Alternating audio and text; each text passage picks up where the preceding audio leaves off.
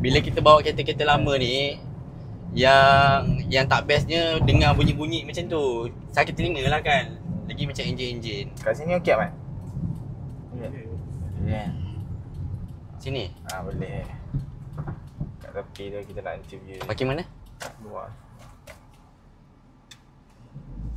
Okay, Assalamualaikum. Sekarang kita dengan Abang Zain.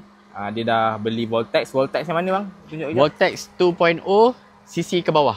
2.0 ke bawah kan. Super Tune. Yang ni dia pakai dekat kereta Myvi tahun 2010 manual. manual. Ya, manual. Dia pakai kat sini. So dia dapatlah rasa perbezaannya. So sekarang saya nak minta dia share perbezaan lepas pakai dengan selepas pakai. So macam mana bang rasa dia lepas pakai Voltex ni? Okey, baik. Untuk pengalaman saya lah. Saya pakai Voltex ni sebelum saya pakai ni, pengalaman saya bawa kereta, satu enjin gegar waktu nak tukar gear.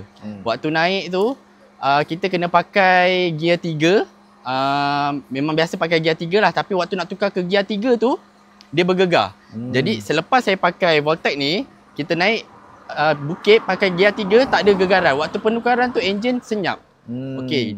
Dan yang saya nampak bila pakai Voltex ni, dia punya penjimatan minyak tu ketara lah. Macam contoh sebelum saya pakai 3 hari buat pergi balik kerja dalam 25 km Puncak Alam ke Setia Alam, setiap hari macam tu. Hari yang ketiga saya dah kena top up minyak.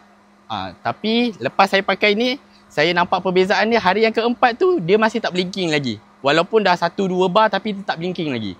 Itu yang saya nampak lah. Kalau tak sebelum tu memang hari ketiga dah kena top up minyak. So memang rasa perbezaan daripada segi Betul. minyak, performance kereta, gear tak jerking, betul tak? Betul. So